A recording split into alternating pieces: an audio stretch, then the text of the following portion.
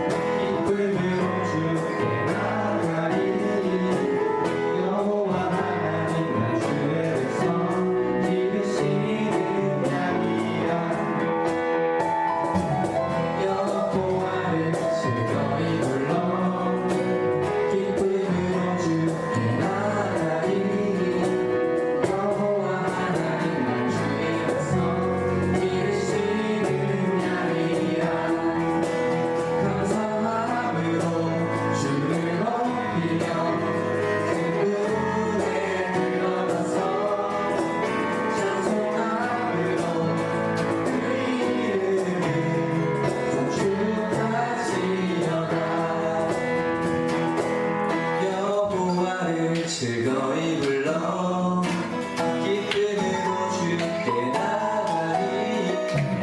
여호와 하나님은 주의 백성 기르시는 양이라. 여호와를 즐거이 불러 기쁨으로 주께 나가리. 여호와 하나님은 주의 백성 기르시는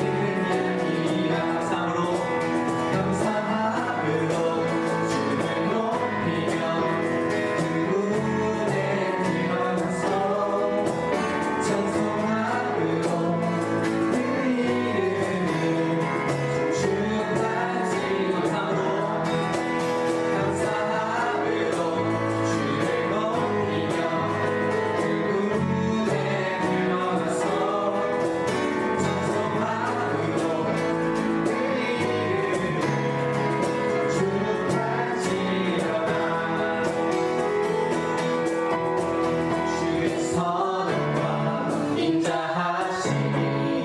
영원하고 주의 성실하심이 내게 미치리로다. 감사함으로 주를 높이며 그 문에 들어가서 찬송함으로 그 이름을 송축할지어다. 감사함으로 주를 높이며 그 문에 들어가서 찬송함으로 그 이름을 송축할지어다.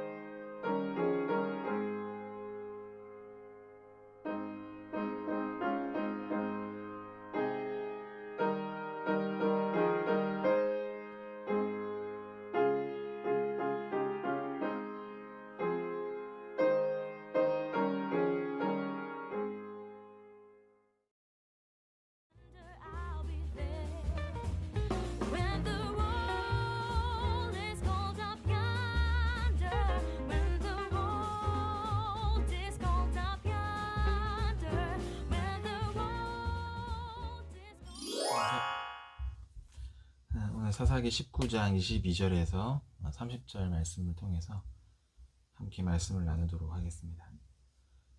이 레위인과 노인이 마음 편하게 그 집에 유숙하면서 편안하게 있을 그때에 성읍의 불량배들이 갑자기 등장합니다. 22절에 갑자기 이들이 등장하고 있습니다. 22절 말씀 보니까 그들이 마음을 즐겁게 할 때에 그 성읍의 불량배들이 그 집을 에워싸고 문을 두들기며 집주인 노인에게 말하여 이르되 내 집에 들어온 사람을 끌어내라 우리가 그와 관계하리니 라고 말합니다. 이 불량배는 하나님의 말씀을 따르지 않고 어떤 사회적인 질서를 파괴하는 자들을 표현하는 단어죠. 이렇게 새로운 인물이 등장하면서 굉장히 긴장감이 고조되고 있습니다. 상식적으로 이 성읍에 들어온 손님에게는 호의를 베풀어야 하는데 오히려 그들이 지금 폭력을 행사하려고 하는 거죠. 집을 에워쌌다라는 표현이 있는데 이 표현은 그 불량배들이 한두 명이 아니라 상당히 많은 사람들이 많은 수라는 것을 알게 해줍니다. 불량배들이 등장하고 이 평화로운 밤이 공포의 밤으로 지금 전환되어지는 장면입니다. 많은 사람이 도망도 못 치게 집을 전부 에워싸고 문을 막 두드리면서 사람을 내놓으라고 이 소리치는 모습은 굉장히 잃는 사람으로 하여금 위협적으로 다가옵니다.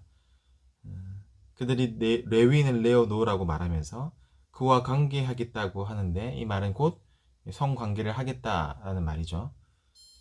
처음에 보는 이 동성을 성관계의 대상으로 삼겠다라는 말은 이 성읍의 어떤 성에 대한 인식 또 성에 대한 윤리가 바닥까지 떨어졌다는 것을 보여주고 있지만 여기서 주목해야 될 것은 동성애가 아니라 바로 성폭행입니다. 두 가지는 좀 구별해서 우리가 이해할 필요가 있겠습니다. 동성이든 이성이든 간에 어떤 상대방의 동의가 없이 이루어지는 성관계는 분명히 폭력입니다. 이 성폭행은 상대방에게 가장 치욕스러운 폭력이기 때문에 오늘날에는 이 성폭행을 영혼의 살인이라고 부르기도 합니다.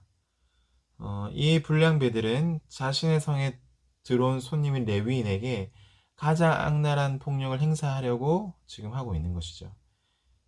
이처럼 상대방을 파괴하는 어떤 폭력적인 수단으로서 이 성을 악용하고 또 동성 간의 관계에 대해서도 아무런 꺼리낌이 없는 이 모습이 그들이 얼마나 이 이스라엘 성읍이지 않습니까?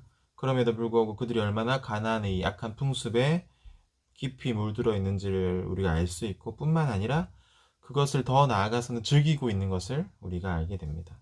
여기서 우리는 기브아가 하나님께 멸망당한 소돔과 고모라처럼 하나님 보시기에 악한 성읍임을 깨닫게 됩니다. 게다가 소돔과 고모라는 하나님의 선택받은 백성이 아니었죠. 하지만 기브아는 하나님의 백성이 사는 곳이기 때문에 오늘 이러한 내용들이 더 참담하게 느껴질 수밖에 없습니다. 집주인은 이 불량배들의 요구에 대해서 노인이죠. 그들을 형제라고 부르면서 이런 악행을 저지르지 말라고 간곡히 부탁합니다. 또한 이런 일은 망령된 일이라고 지금 주장합니다. 여기서 망령된 일은 어리석음입니다. 또 이 단어의 뜻에 담겨져 있는 기본적인 의미로서는 감각이 없음. 그러니까 옳고 그름을 올바로 분별하지 못하는 의미로 사용되는 거죠. 그러니까 하나님을 대적하는 죄로 이 어리석음을 말하고 있습니다. 또한 이 단어는 성폭행과 관련되어 있는데 이 디나가 세겜에서 당한 성폭행이나 다말이 암몬에게 당한 성폭력 또는 예레미 29장에 보면 그 이웃의 아내와 간음하는 자들에 관해서도 이 단어가 종종 쓰이는 것을 알게 됩니다. 그러니까 이 단어는 공동체의 질서를 깨트리고 혼돈과 무질서를 가져오는 성폭행을 의미하는 것이죠. 그런데 이 집주인인 이 노인은 기브아의 불량배들이 말을 듣지 않자 놀라운 제안을 하나 합니다. 레위인 대신에 자신의 처녀들과 또 레위인의 첩을 끌어낼 테니까 그들에게 눈에 좋은 대로 행하라고 24절에 말합니다. 여기서 다시 한번 눈에 좋은 대로 행하라라는 말이 나오고요. 이 노인의 제안은 오직 레위인만은 건드리지 말라고 말하는 겁니다. 여기서 우리는 노인의 이 가부장적이고 어떤 남성 중심적인 관점을 볼 수 있는데, 오직 그 남자인 레위인만을 자신이 보호해야 될 대상으로 보고 이 망령된 일을 행해서는 안 된다라고 지금 말하는 것이죠. 그 외의 여인들은 자신의 딸과 또 레위인의 첩은 이 남성들의 안전을 위해서 얼마든지 희생돼도 괜찮은, 또 그렇게 해도 되는 존재로 생각하고 있습니다. 지금까지 매우 좋은 인상을 가져왔던 이 노인이 위급한 상황이 벌어지자 강자와 남성을 중심으로 행동하는 이 부정적인 면모를 지금 드러내고 있습니다. 원래 정상적인 사회에서는 어떻습니까? 아내와 남편은 딸들과 아내를 지켜야 할 책임을 가집니다. 그런데 그 노인은 자신이 보호해야 할 이 약자들을 보호하기는커녕 오히려 자신의 안전을 위해서 여성들을 희생양으로 지금 내어놓으려 한다라는 것입니다. 그래서 이 노인의 행동은요, 어쩌면 자기 눈에 보기에 옳은 대로 행동하는 것이다 라고 우리는 평가 내릴 수가 있습니다. 이처럼 사회 전체가 하나님의 말씀에서 멀어지면 멀어질수록 강자의 차별과 이 횡포가 점점점 더 심해진다는 것을 우리가 볼 수 있고, 약자는 희생될 수밖에 없다는 것을 우리가 알게 됩니다. 그런데 이 기브아 사람들은 자신의 딸과 레위인의 첩을 내어놓겠다는 노인의 제안마저 들을까요? 듣지 않을까요? 듣지를 않습니다. 그들은 노인의 옳은 말도 어리석은 말도 모두 듣지 않고요, 오직 자신들의 주장만 되풀이합니다. 아마도 죄가 그들의 마음을 사로잡았기 때문에 어떤 말도 그들의 귀에 들리지 않았던 것 같습니다. 기브아 사람들의 이교육이 계속되자 이 레위인은 자신의 첩을 직접 붙잡아서 밖으로 끌어내어서 그들에게 넘겨줍니다. 이 붙잡다라는 말은 강하게 하다라는 뜻인데, 단순히 그녀를 잡는 것뿐만 아니라 강제로 꽉 잡아서 강제로 끌어냈다는 것을 의미합니다. 이 레위인의 강압과 폭력성, 여기서도 여전히 여실하게 드러내는 모습입니다.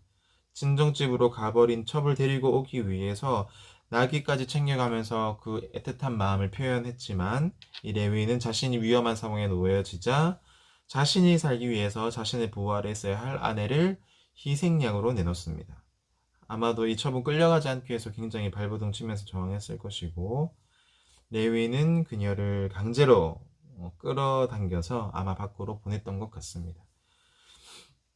하지만 여기서도 오늘 말씀에서도 이 여인의 반항도 울부짖는 목소리도 전혀 들리지 않고, 또 이 여인의 어떤 의사는 철저하게 무시됩니다.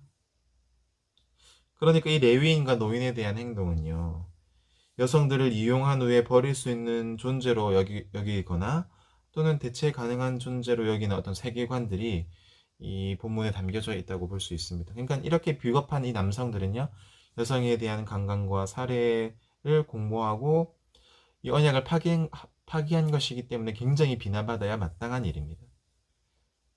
또 더 나아가서는 사사기에서 이 본문이 어쩌면 가장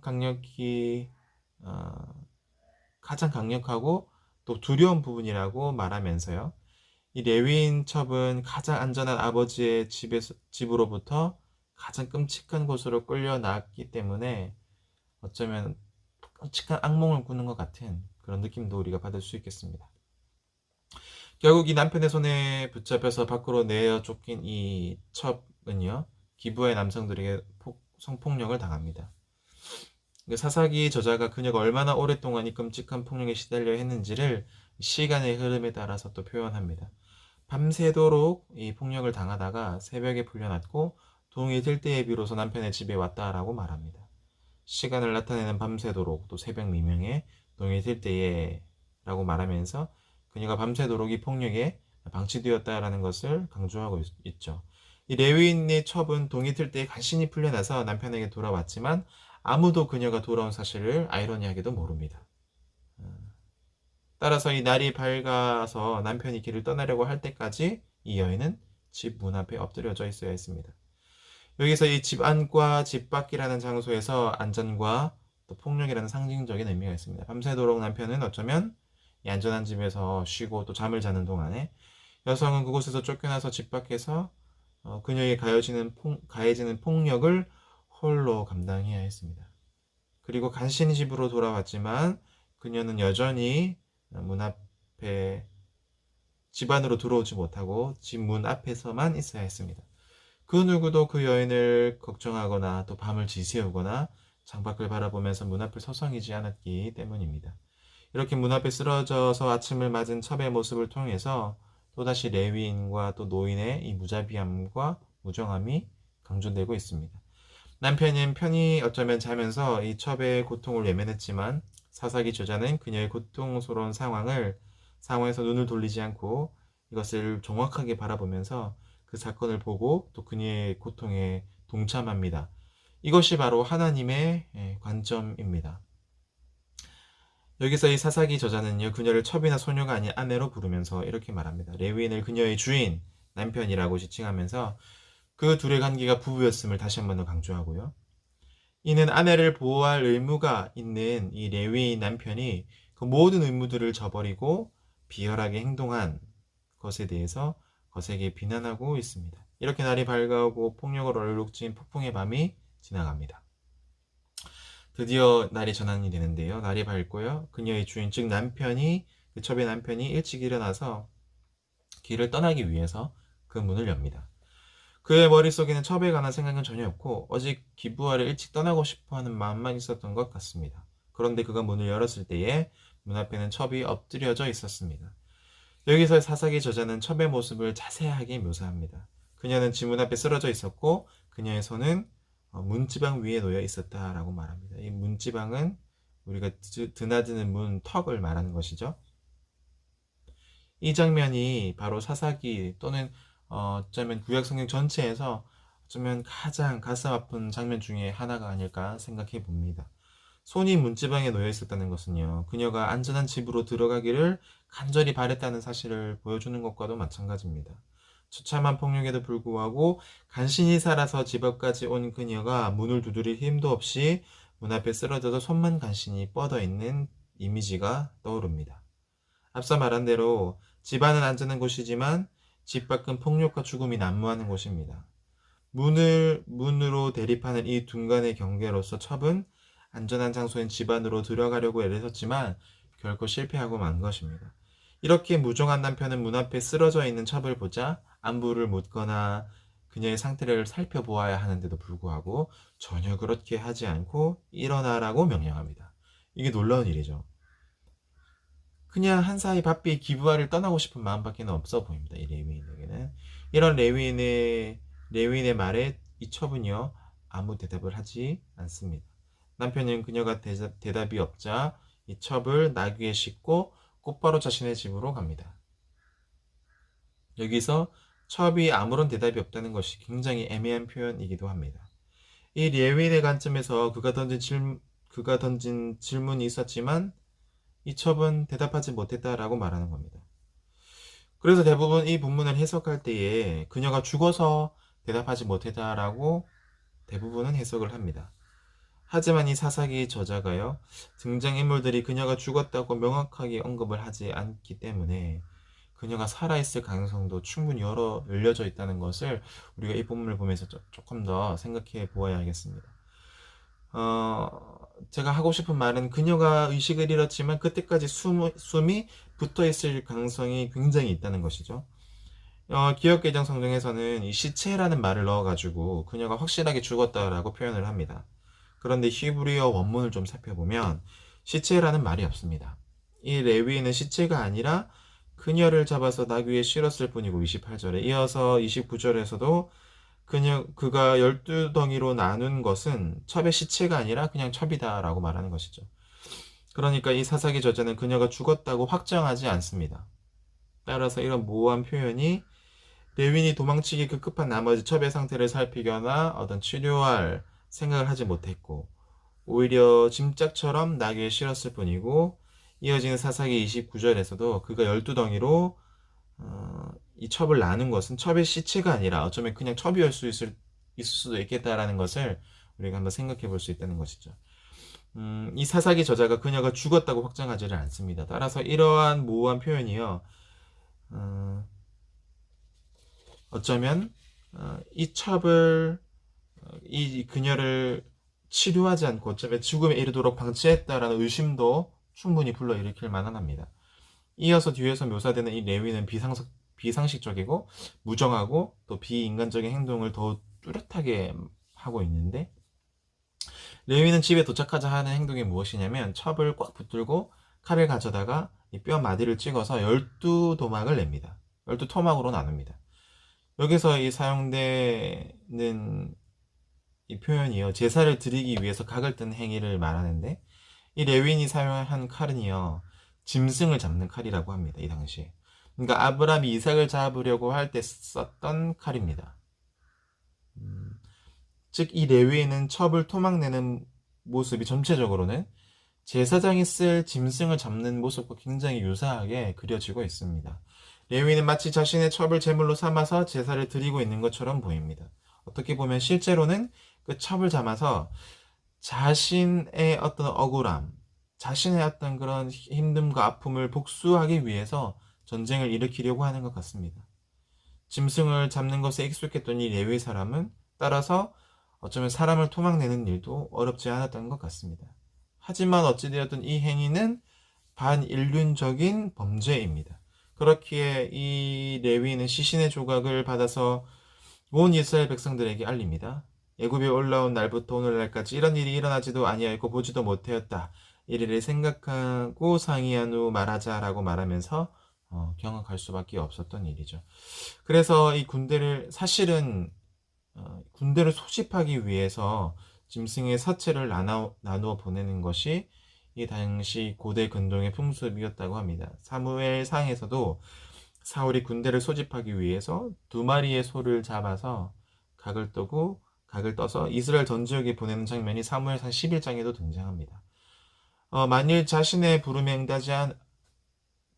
응답하지 않으면 이 짐승처럼 할 것이다라는 것에 보복의 의미가 담겨져 있었다고 합니다. 그런데 짐승이 아니라 사람의 시신을 보낸 이유가 무엇일까요? 우리가 이것을 한 2가지 정도로 생각해 볼 수 있는데, 첫 번째로는 그 정도로 강한 자극이 아니면 이스라엘이 꿈쩍하지 않을 정도로 어쩌면 이스라엘의 공동체성과 도덕성이 둔감해져 있기 때문에 그랬던 것 같고요. 2번째로는 레위인의 이 비정상적인 분노와 잔인성 때문입니다. 자신의 첩을 실제로 토막내서 폭력당하고 희생당한 그녀를 또 한 번 욕되게 합니다.